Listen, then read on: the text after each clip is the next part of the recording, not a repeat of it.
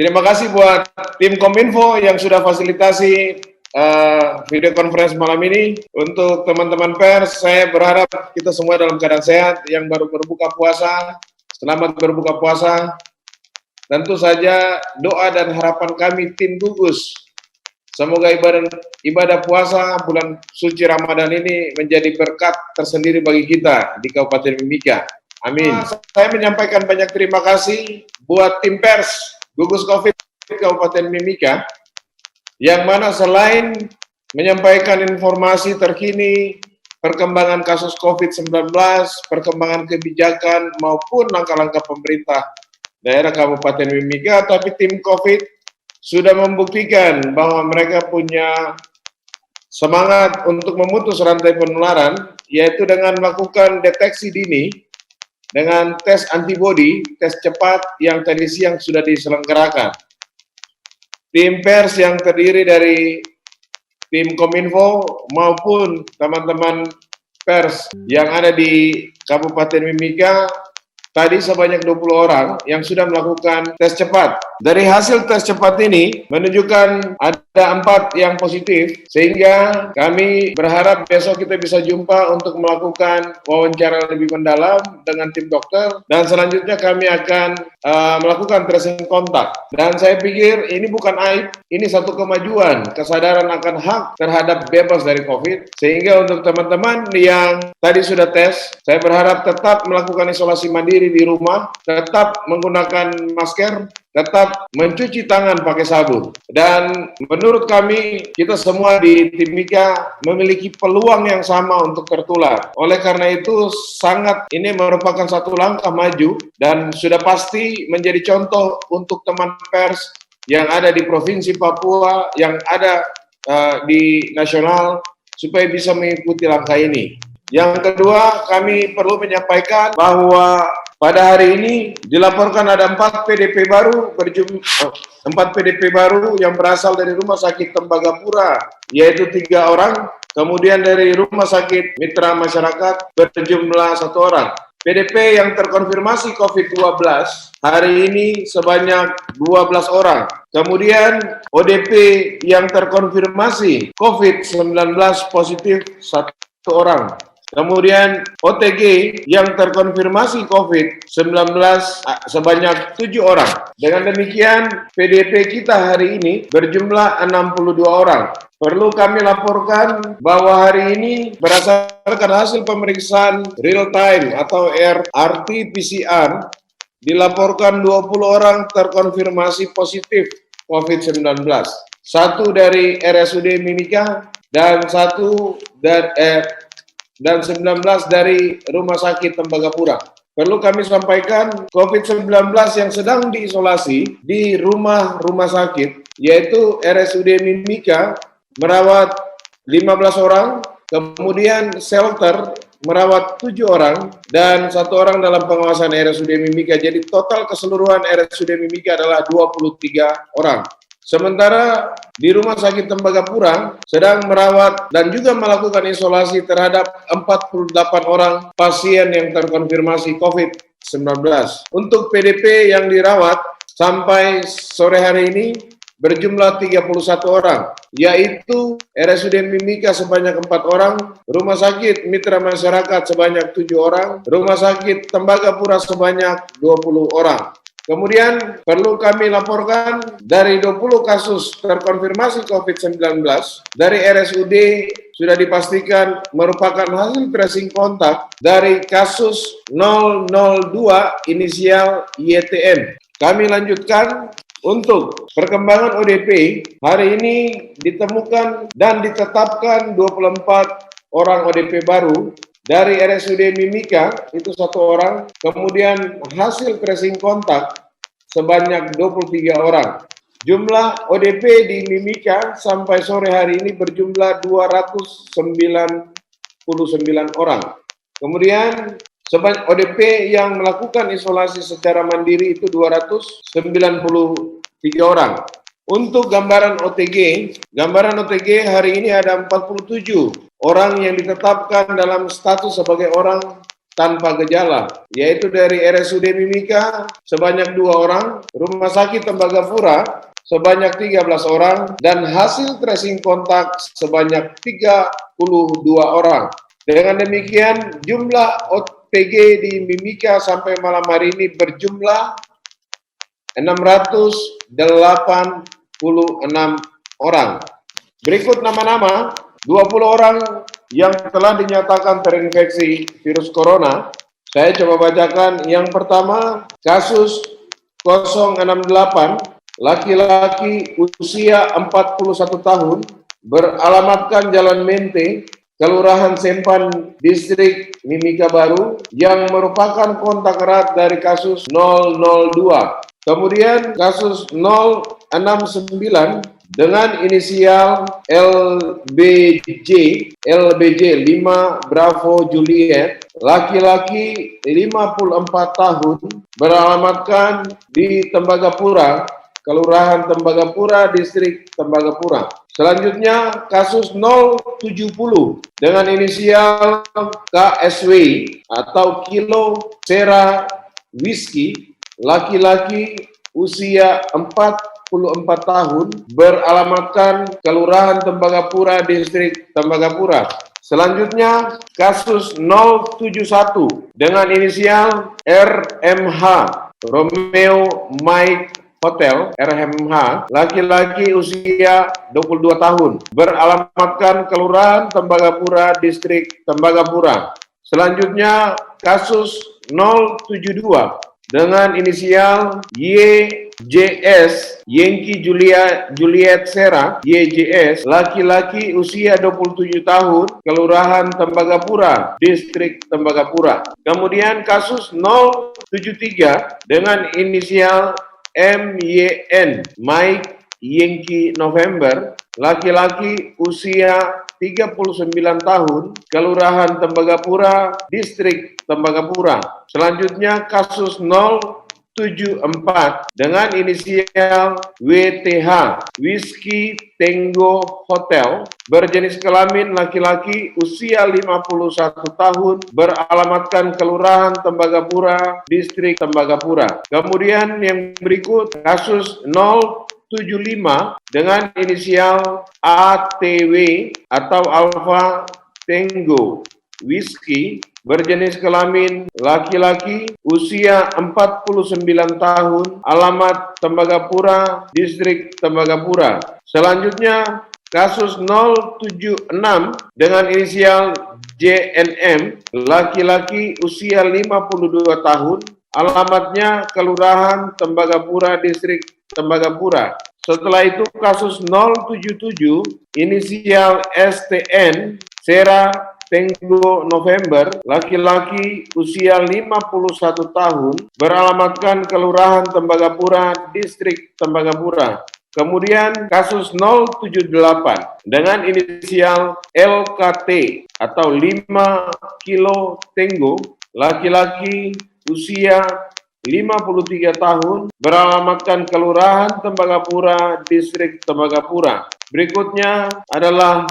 kasus 079 dengan inisial BST atau Bravo Sera Tango, jenis kelamin laki-laki usia 60 tahun, beralamatkan Tembagapura, Distrik Tembagapura. Selanjutnya kasus 080 dengan inisial SYS atau Sera Yankee Sera, laki-laki usia 68 tahun, beralamatkan Kelurahan Tembagapura, Distrik Tembagapura. Yang berikut kasus 081 dengan inisial HMS atau Hotel Mike Sera, laki-laki usia 41 tahun, Kelurahan Tembagapura, Distrik Tembagapura. Yang berikut kasus 082 dengan inisial AFW atau Alpha Panta Whiskey, laki-laki 35 tahun, beralamatkan Kelurahan Tembagapura, Distrik Tembagapura. Kasus berikutnya adalah 083 dengan inisial UMH atau Uniform Mike Hotel, laki-laki usia 29 tahun, beralamatkan Kelurahan Tembagapura, Distrik Tembagapura. Yang berikut kasus 084 dengan inisial RMD, Romeo Mike Delta, berjenis kelamin laki-laki, usia 29 tahun, Kelurahan Tembagapura, Distrik Tembagapura. Kasus yang berikut adalah 085 Yankee November Hotel atau YNH, inisialnya YNH, laki-laki usia 51 tahun, beralamatkan Kelurahan Tembagapura, Distrik Tembagapura. Yang berikut kasus 086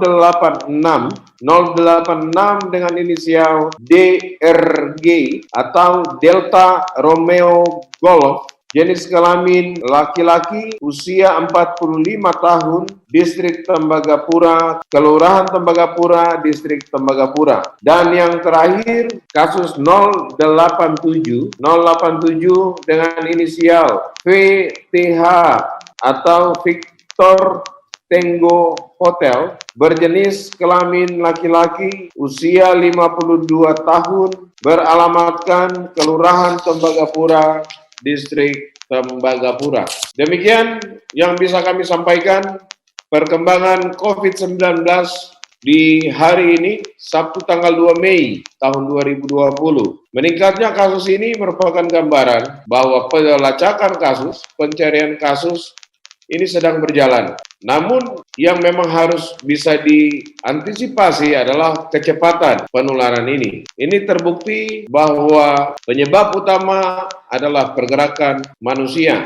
Virus ini dia berpindah begitu cepat, berkorelasi dengan pergerakan orang, baik mereka berkelompok maupun mungkin mereka tidak berkelompok, tetapi tidak menjaga jarak, tidak menggunakan masker, dan juga tidak mencuci tangan. Dan yang terpenting adalah kemungkinan bisa dipicu juga dengan faktor kekebalan tubuh. Oleh karena itu, kami mewakili tim gugus tugas COVID-19 Kabupaten Mimika meminta masyarakat Kabupaten Mimika untuk bijaksana. Hasil rapid test kita sampai sore hari ini mencapai jumlah yang sangat besar, hampir 400 orang yang dinyatakan positif dengan rapid test. Tentu saja hasil yang positif ini akan dipastikan dengan pemeriksaan PCR atau PCR. Oleh karena itu kami berharap masyarakat Mimika tetap tinggal di rumah. Jika keluar rumah, kami harapkan untuk tetap menggunakan masker. Jangan lupa untuk mencuci tangan, kemudian tetap melakukan social distancing dengan cara tidak berkerumun, kemudian jangan lupa menjaga imunitas dengan melaksanakan pola hidup bersih dan sehat. Saya pikir itu informasi dari tim gugus tugas COVID-19 Kabupaten Mimika. Isolasi kepada PDP, ODP, OTG melakukan pemeriksaan rapid test sebagai bentuk penjaringan kasus atau deteksi dini secara aktif setelah sejumlah orang-orang yang didapati memiliki kontak erat dengan kasus atau orang-orang yang dinyatakan terinfeksi. Ini adalah upaya menyelesaikan akibat. Padahal yang sebenarnya paling efektif yaitu menyelesaikan sebabnya. Sampai hari ini, khusus untuk kota Timika, termasuk di Tembagapura, yaitu sebabnya tidak clear. Di Timika, masyarakat masih melakukan pergerakan dari hari ke hari. Padahal, himbauan oleh pemerintah itu sudah jelas. Instruksi pemerintah daerah itu sudah sangat jelas. Demikian pula, khusus untuk di wilayah PT Freeport, berdasarkan hasil video conference kemarin, secara tegas Bupati Mimika selaku Ketua Gugus Tugas COVID sudah meminta untuk pengaturan social distancing dan physical distancing. Namun karena pergerakan karyawan ini itu sangat dibatasi dengan ruang gerak atau ruang publik karyawan pada saat akan hendak pergi bekerja, pulang kerja, maupun mengambil atau misalnya untuk waktu untuk makan siang ataupun makan malam ataupun sarapan. sudah dilakukan menurut laporan yang disampaikan oleh pihak manajemen. Tetapi tentu saja ini tidak akan optimal. Satu-satu jalan adalah betul-betul membatasi pergerakan orang. Nah, situasi yang sangat tidak menguntungkan untuk di wilayah Tembagapura, yaitu dengan suhu yang cukup dingin, ruang publik yang sangat terbatas, pada akhirnya pengurangan jumlah para karyawan yang ada di wilayah Tembagapura ini harus dilakukan sebagai salah satu solusi. Dan saya pikir bahwa PT Freeport Indonesia akan mengikuti apapun langkah kebijakan yang akan diambil oleh pemerintah Kabupaten Mimika.